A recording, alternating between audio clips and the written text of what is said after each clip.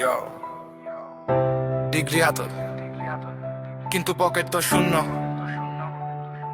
অসমৰ যুৱকে কয় জীৱনটো হৈ গ'ল ধন্য।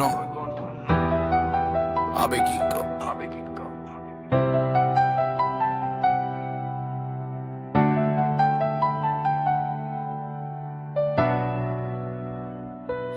বেকারি বাহিছে সপোন মরিছে সরকারে প্রতিশ্রুতি দিয়ে কিন্তু কাম নাই দিছে। আমি লাইন দিয়ে ফর্ম ভরি ভরি কিন্তু চাকরি যাই কার বাপে কর পরিচয় ভাই। কাহিনীর দরে গভীর 5 বছর পড়িল রাতি জাগি জাগি ইন্টারভিউ দিল কিন্তু ফলত রিজেক্ট লাগি বাপেকে কয় পরে বাহাল কই চাকরি পাবি কিন্তু এতিয়া বাপেকো কয় মোৰো সময় আছিল তেনেকুৱাই। গুৱাহাটীৰ ৰাস্তাত ফুৰু কোচিঙৰ পিছে পিছে দছে শেষ কিন্তু শেষ কিন্তু আশা এতিয়াও বাচি আছে। ফেচবুকত দেখো বন্ধুৱে চাকৰি পাইছে দিল্লীত, মই ভাবো মোৰ অসমটো কি আগলে গোৱা হ'ল নীতি কত যদি খুন।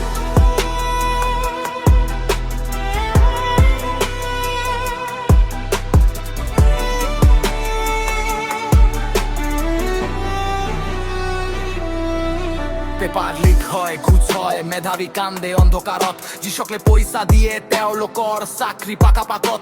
আমি প্ৰতিবাদ কৰো ৰাস্তাত নামো আন্দোলনটো কিন্তু লাঠি খাই ঘূৰি আহো আকৌ লাইনত থিয়ে হওঁ পুনৰ মোৰ মাকৰ চকুল দেখি মনটো ভাগি যায়। বুপাত তই কেতিয়া কামত লাগিবাই প্ৰশ্নই মাৰে প্ৰতিদিনে জোৰ দি কণ্ঠস পৰুচ্ছ। বেকারি বাহিছে সপোন মরিছে সরকারে প্রতিশ্রুতি দিয়ে কিন্তু কাম নাই দিছে। যুৱকৰ ৰক্ত গৰম এতিয়া সময় হ'ল উঠক অসমৰ যুৱকে নিজৰ অধিকাৰৰ বাবে লড়। আশা আৰু সংকল্পৰে